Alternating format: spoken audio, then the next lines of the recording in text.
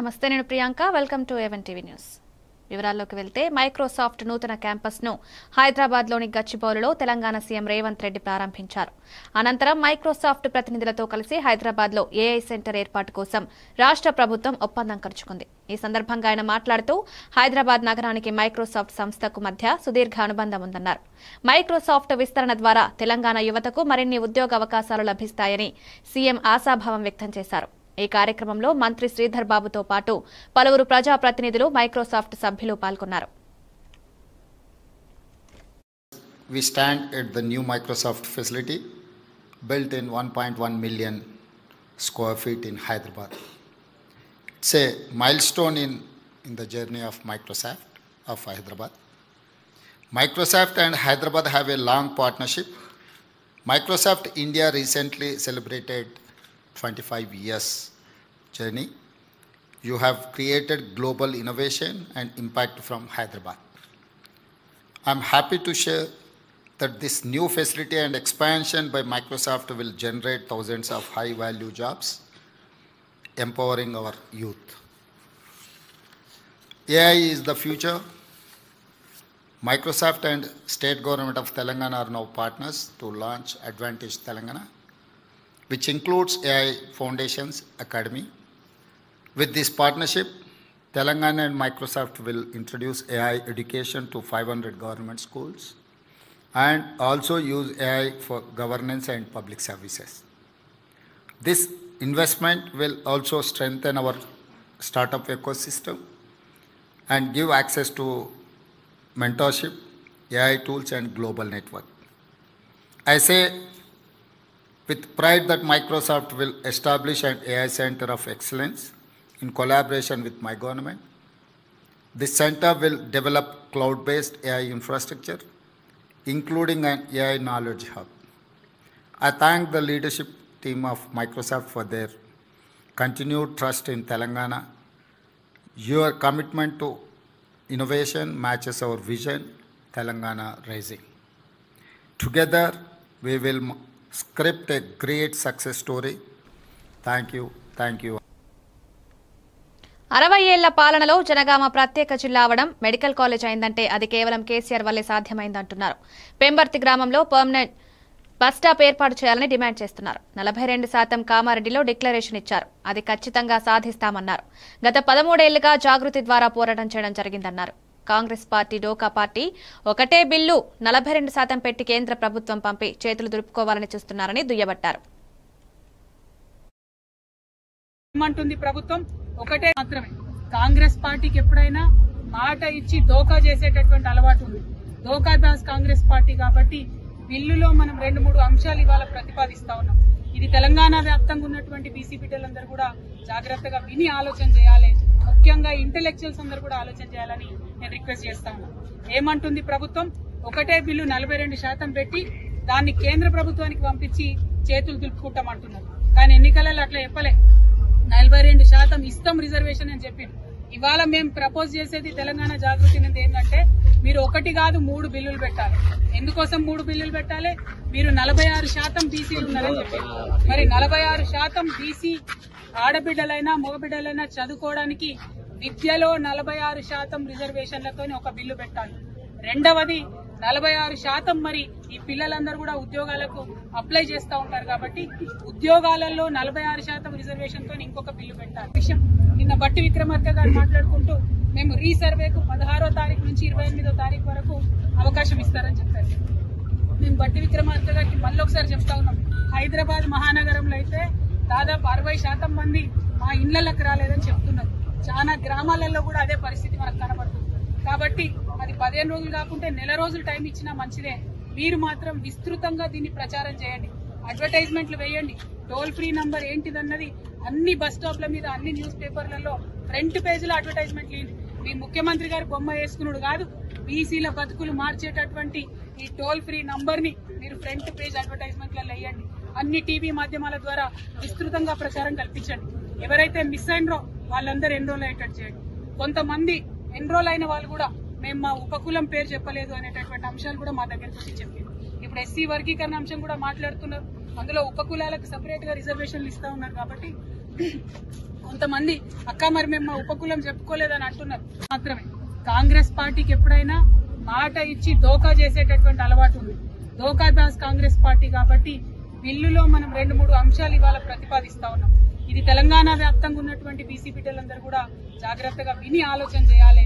ముఖ్యంగా ఇంటెలెక్చువల్స్ అందరూ కూడా ఆలోచన చేయాలని నేను రిక్వెస్ట్ చేస్తా ఉన్నాను. ఏమంటుంది ప్రభుత్వం? ఒకటే బిల్లు 42% పెట్టి దాన్ని కేంద్ర ప్రభుత్వానికి పంపించి చేతులు దులుపుకుంటామంటున్నారు.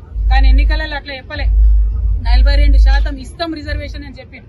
ఇవాళ మేము ప్రపోజ్ చేసేది తెలంగాణ జాగృతి నుండి ఏంటంటే మీరు 1 కాదు 3 బిల్లులు పెట్టాలి. ఎందుకోసం 3 బిల్లులు పెట్టాలి? మీరు 46% బీసీలు ఉన్నారని చెప్పారు. మరి 46% బీసీ ఆడబిడ్డలైనా మగబిడ్డలైనా చదువుకోవడానికి విద్యలో 46% రిజర్వేషన్లతో ఒక బిల్లు పెట్టాలి. రెండవది 46% మరి ఈ పిల్లలందరూ కూడా ఉద్యోగాలకు అప్లై చేస్తూ ఉంటారు కాబట్టి ఉద్యోగాలలో 46% రిజర్వేషన్ తో ఇంకొక బిల్లు పెట్టాలి. విషయం నిన్న బట్టి విక్రమార్క గారు మాట్లాడుకుంటూ మేము రీసర్వేకు 16వ తారీఖు నుంచి 28వ తారీఖు వరకు అవకాశం ఇస్తారని చెప్పారు. మేము బట్టి విక్రమార్క గారికి మళ్ళీ ఒకసారి అంబేద్కర్ కోనసీమ జిల్లా సఖినేటిపల్లి మండలం అంతర్వేది శ్రీ లక్ష్మీ నరసింహస్వామి వారి కళ్యాణం ఉత్సవంలో భాగంగా నేడు చక్రవారి సముద్ర స్నానంలో స్వామివారు ప్రత్యేక పూజలు అభిషేకం వైభవంగా నిర్వహించారు. ముఖ్య అతిథిగా రాజోలు ఎమ్మెల్యే దేవవర ప్రసాద్, ఆర్డీఓ అలేఖ్యలు పాల్గొన్నారు. ప్రధాన అర్చకులు శ్రీనివాస కిరణ్, స్థనాచార్యులు రామరంగాచార్యులు ఆధ్వర్యంలో ఆలయ చైర్మన్ ఫౌండర్ రాజా కలితిండి, రామకుమార్, గోపాల్ రాజా బహదూర్, ఉత్సవ కమిటీ చైర్మన్ బాలాజీలు ప్రత్యేక పూజలో పాల్గొన్నారు. అనంతరం చక్రవారి సముద్రంలో స్నానం, వసంత మండపంలో పూజలు జరిపించారు.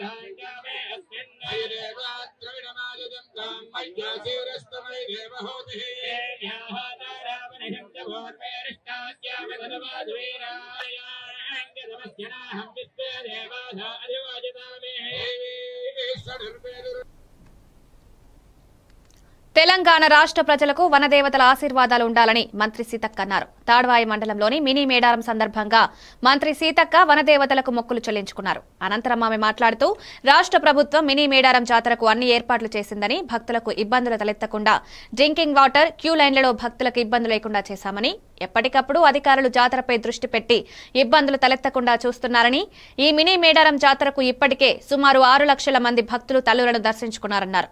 ఇంకా 2 రోజుల పాటు సాగే తెలంగాణ కుంభమేళా మినీ మేడారం జాతరకు భక్తులు పెద్ద ఎత్తున తరలివచ్చే అవకాశం ఉందన్నారు.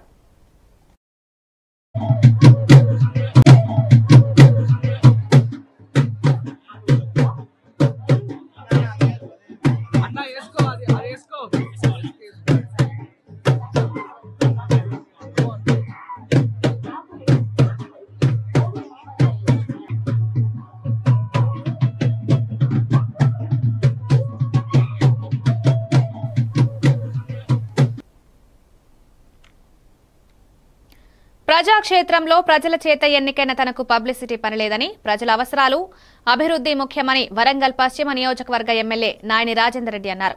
నియోజకవర్గ పరిధిలోని 49వ డివిజన్లో revenue, lotus colony, Prakash Reddy, ఇదిరమ్మ కాలనీల్లో విస్తృతంగా ఎమ్మెల్యే రాజేందర్ పర్యటించారు. అన్ని కాలనీల్లో నడుస్తూ నేరుగా ప్రజలతో మాట్లాడారు. డివిజన్లో ఇప్పటికే పలు అభివృద్ధి కార్యక్రమాలు చేపట్టామని, అత్యవసరంగా ఉన్న కాలనీల్లో రోడ్ల నిర్మాణం, సైడ్ ట్రైన్ నిర్మాణాల వీలైనంత త్వరితగతిన పనులు ప్రారంభిస్తామన్నారు.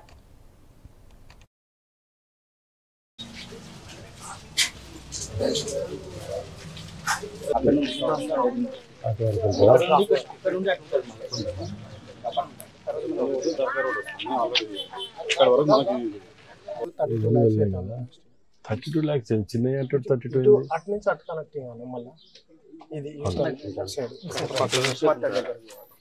ఇదంతా కలిపి 32 అవుతుందా? ఎస్టిమేట్ చేయించినవా? చేపిస్తాను, ఇస్తాను. ఎస్టిమేషన్ చేయించిందట. అది ఎస్టిమేషన్ చేసిందట, ఇది కూడా పెట్టేస్తుంది. ఇప్పుడు 3 సెంట్రల్ లైటింగ్ పెట్టింది. హౌస్ ట్యాక్స్లు ఇవన్నీ హౌస్ ట్యాక్స్లు ఒకటి క్లియర్ చేసుకుంటే హౌస్ బిల్ అప్పుడు మనం వేయించిన అన్నున్నప్పుడు వేయించిన ఇల్లు అన్ని కానీ వాటికన్నా 73 మళ్ళీ 3-4 రోజుల తర్వాత వస్తుంది.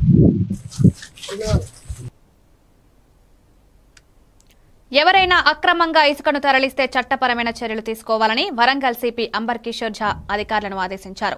వరంగల్ పోలీస్ కమిషనరేట్ పరిధిలో ఇసుక అక్రమ రవాణాపై తీసుకుంటున్న చర్యల్లో భాగంగా జఫర్గఢ్ మండలం ఉప్పగల్లు గ్రామ శివారులోని ఇసుక వాగును పరిశీలించారు. ఇసుకను అక్రమంగా రవాణాకు పాల్పడే వారి పట్ల సున్నితంగా వ్యవహరించవద్దని కమిషనర్ అధికారులను ఆదేశించారు.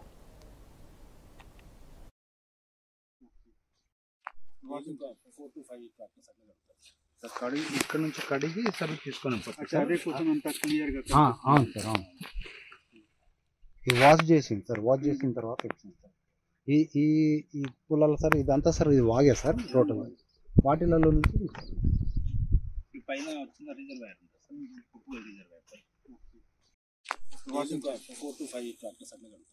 సార్ కడిగి ఇక్కడ నుంచి కడిగి సర్వీస్ తీసుకొని శ్రీకాళహస్తి నియోజకవర్గ బీజేపీ కార్యకర్తల సమావేశంలో భాగంగా తిరుపతి జిల్లా బీజేపీ అధ్యక్షుడిగా నూతనంగా ఎన్నుకోబడిన సామంచి శ్రీనివాస్ ముఖ్య అతిథిగా పాల్గొని సమావేశం నిర్వహించారు. ఈ సమావేశంలో బీజేపీ రాష్ట్ర కార్యదర్శి కోల ఆనంద్ మాట్లాడుతూ నియోజకవర్గ మండల అధ్యక్షులు కార్యదర్శుల పదవులను బీజేపీ పార్టీలోని కార్యకర్తలు నాయకులు అందరి నిర్ణయంలో భాగంగా ప్రకటించబడుతుంది తప్ప సొంత నిర్ణయాలు ఉండవన్నారు. బీజేపీ తిరుపతి జిల్లా అధ్యక్షుడు సామంచి శ్రీనివాస్ మాట్లాడుతూ బీజేపీ లక్ష్యం అభివృద్ధే లక్ష్యంగా తిరుపతి స్మార్ట్ సిటీకి 2700 కోట్లు, ప్రపంచ రైల్వే స్టేషన్ నిర్మాణం కోసం 500 కోట్లు, రేణిగుంట నుంచి నాయుడుపేటకు 3300 కోట్లు ప్రకటించడం జరిగిందన్నారు.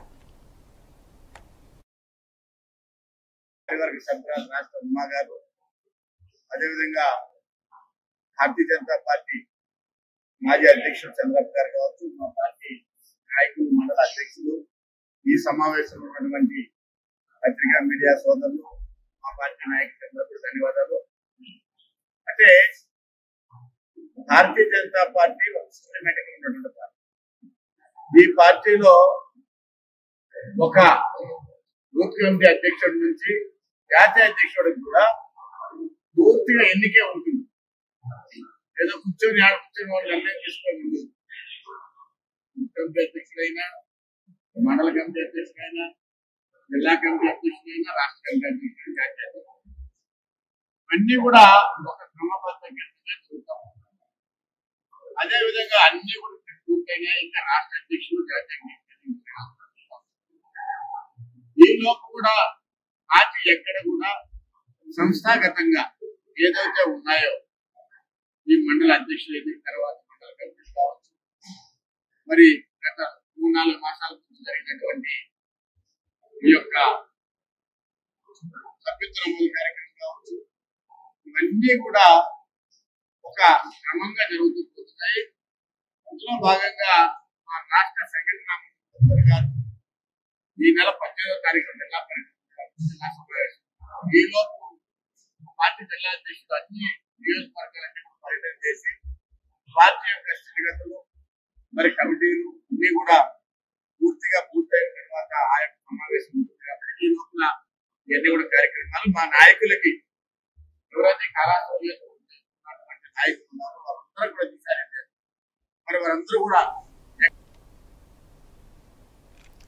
రంజాన్ నెలలో ఉపవాసం ఉండే ప్రభుత్వ ఉద్యోగులు తమ కార్యాలయాల నుండి 1 గంట ముందు మసీదుకు వెళ్లడానికి అనుమతి ఇచ్చిన ఏపీ ప్రభుత్వానికి సీఎం చంద్రబాబు నాయుడుకి, మైనారిటీ మినిస్టర్కి, తిరుపతి జిల్లా శ్రీకాళహస్తి ఎమ్మెల్యే బొజ్జల సుధీర్ రెడ్డికి ఏపీ ముస్లిం తరపున కృతజ్ఞతలు తెలుపుతున్నామన్నారు.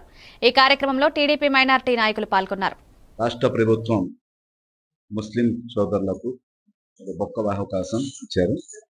గౌరవ ముఖ్యమంత్రి వర్యులు నారాయణ గారు రంజాన్ మాసంలో ముస్లిం ప్రభుత్వ ఉద్యోగులకు, ముస్లిం సోదరులకు 1 గంటే ముందే పర్మిషన్ ఉత్తర్వులు జారీ చేయడం చాలా సంతోషకరంగా ఉంది. దానికోసం అందరూ ఆంధ్రప్రదేశ్ ముస్లిం సోదరులు ఆయన కృతజ్ఞతలు తెలుపుకున్నారు. అలాగే ముస్లిం మైనారిటీ మినిస్టర్ ఎంబీ ఫారూక్ గారికి కృతజ్ఞతలు తెలుపుకుంటూ తమ వంతు కృషి చేసిన శ్రీకాళహస్తి నియోజకవర్గ ఎమ్మెల్యే సాబ్ బొజ్జల వెంకటేశ్వర రెడ్డి గారికి కూడా కృతజ్ఞతలు తెలుపుకుంటూ థ్యాంక్ యూ సార్. రాష్ట్ర ప్రభుత్వం ముస్లిం సోదరులకు గొప్ప అవకాశం ఇచ్చారు. గౌరవ ముఖ్యమంత్రి వర్యులు నారాయణ గారు ప్రజా సమస్యల పరిష్కార వేదికలో భాగంగా కుప్పం ఎంపీడీఓ కార్యాలయంలో మీటింగ్ ఏర్పాటు చేశారు. ప్రజా సమస్యల పరిష్కార వేదికలో ప్రజల నుండి అర్జీలను స్వీకరిస్తున్న జిల్లా collector Sumit Kumar, joint collector Vidyadhari, కడా ప్రాజెక్టు డైరెక్టర్ వికాస్ మర్మత్ కుప్పం నియోజకవర్గంలో ప్రజా సమస్యల పరిష్కారానికి చిత్తూరు జిల్లా యంత్రాంగం ప్రత్యేక చర్యలు తీసుకుంటుందంటున్నారు. ఇందులో భాగంగా జిల్లా కలెక్టర్ సుమిత్ కుమార్ నేడు కుప్పం నియోజకవర్గ స్థాయిలో ప్రజా సమస్యల పరిష్కార వేదికకు శ్రీకారం చుట్టారు. ఈ కార్యక్రమంలో సంబంధిత అధికారులు పాల్గొన్నారు.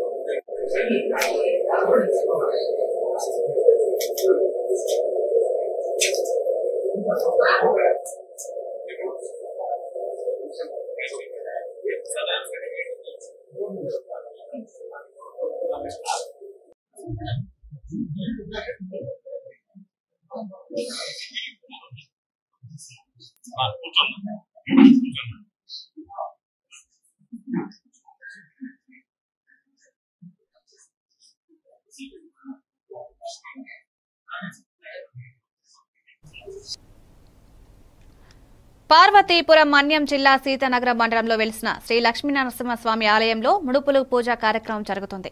ఆలయంలో ముడుపులు పూజా కార్యక్రమానికి చుట్టుపక్కల జిల్లాలు, రాష్ట్రాల నుంచి ప్రజలు పాల్గొని చెల్లించుకున్నారు. శ్రీ లక్ష్మీనరసింహస్వామి నమ్మకంతో, భక్తితో పూజిస్తే స్వామి కోరికలు నెరవేర్చే దేవునిగా అందరూ కొలుస్తారని పూజారులు చెప్పారు. ప్రజలు కూడా గుడికి వెళ్లే భక్తులు ఎంతో భక్తి శ్రద్ధలతో పూజిస్తే కోరిన కోరికలు నెరవేరుతాయన్నారు. ఈ కార్యక్రమంలో ప్రజలకు, భక్తులకు ఏ విధమైన ఆటంకం లేకుండా అన్ని సౌకర్యాలు కల్పిస్తున్నట్లు ఆలయ పూజారి శ్రీనివాచార్యులు తెలిపారు.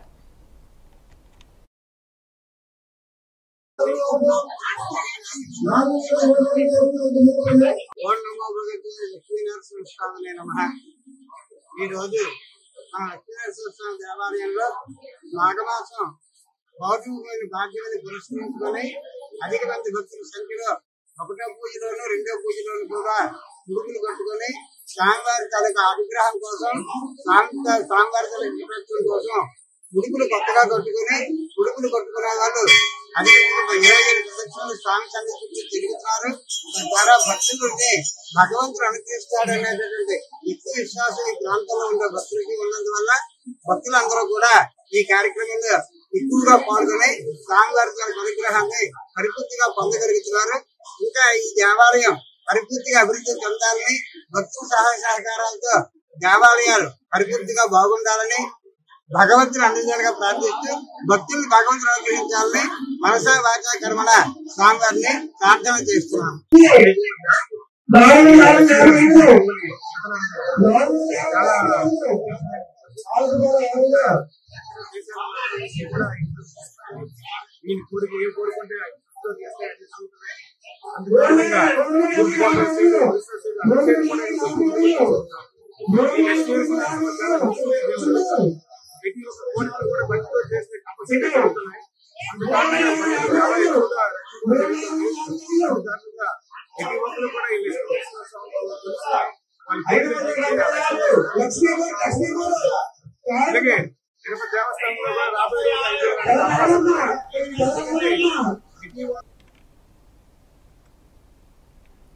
వైద్యుల నిర్లక్ష్య వైఖరితో మైనర్ బాలుడు మృతి చెందిన ఘటన ఎల్బీ నగర్ లో ఉన్న ఆరెంజ్ ఆసుపత్రిలో చోటు చేసుకుంది.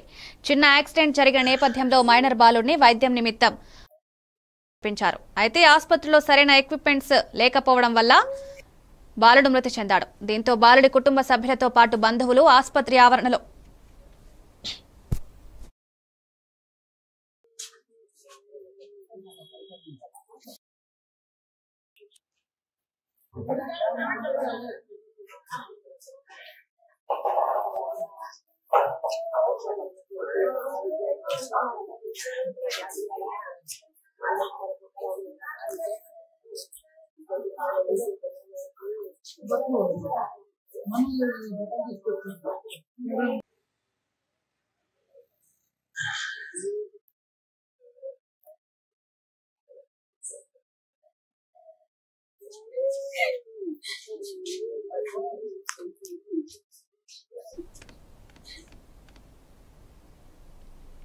ప్రజలు కాంగ్రెస్ పార్టీపై విరక్తి చెందారని ఉమ్మడి మెదక్ జిల్లా ఎమ్మెల్సీ యాదవరెడ్డి అన్నారు. సిద్దిపేట జిల్లా గజ్వెల్లో ఎమ్మెల్సీ యాదవరెడ్డి మాట్లాడుతూ మోసపూరిత హామీలతో గద్దెనెక్కిన కాంగ్రెస్ ప్రభుత్వం ప్రజలను మోసం చేసిందని, ఎన్నికల్లో ఇచ్చిన హామీలు నెరవేర్చడం లేదని, కేవలం మాటలకే పరిమితమైన రేవంత్ రెడ్డి సర్కార్పై ప్రజలు తీవ్ర వ్యతిరేకంగా ఉన్నారని, రాబోయే స్థానిక సంస్థల ఎన్నికల్లో బీఆర్ఎస్ పార్టీ ఘన విజయం సాధిస్తుందని, బీజేపీని ప్రజలు నమ్మే స్థితిలో లేరన్నారు.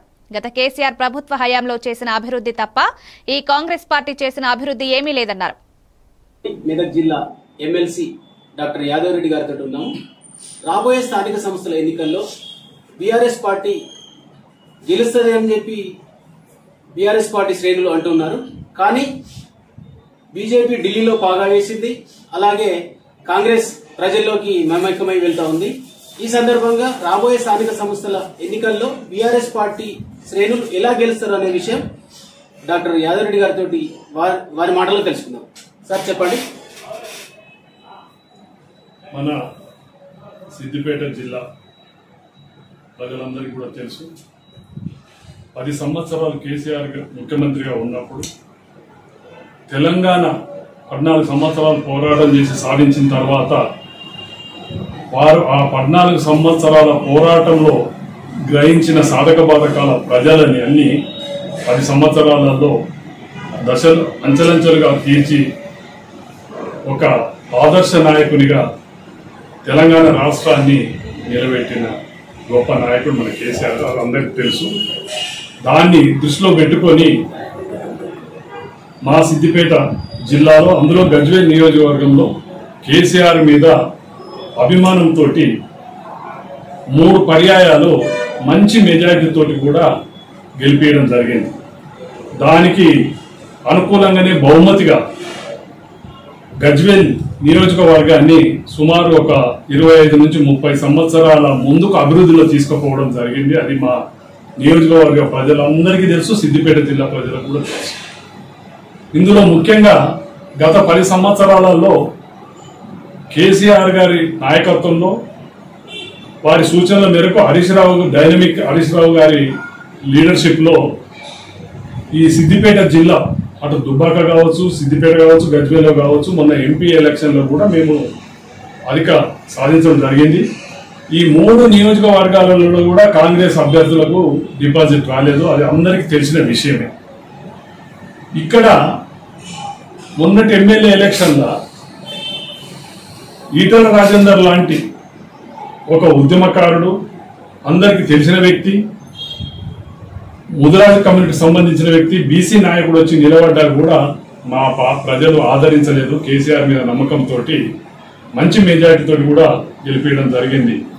కాబట్టి ఈ రోజు నాటికి కూడా ఒకటి, కేసీఆర్ చేసిన అభివృద్ధి మీద ప్రజలకు సంపూర్ణ విశ్వాసం ఉన్నది, ఆయన నాయకత్వం కూడా మాకు సంపూర్ణం ఉంది. దానికి తోడు హరీష్ రావు గారి సూచనల మేరకు సిద్దిపేట జిల్లాను, అందులో గజ్వేల్ కూడా ఇటు ఎమ్మెల్సీగా నేను, అటు ముఖ్యమంత్రిగా అంటే ప్రతిపక్ష నాయకుడిగా కేసీఆర్, అటు హరీష్ రావు మాకు ఉన్నారు. కొత్త ప్రభాకర్ రెడ్డి గారు కూడా దుబ్బాక ఎమ్మెల్యే అయినప్పటికీ కూడా మాకు పార్టీ. ఇవి updates. Keep watching A1 TV news.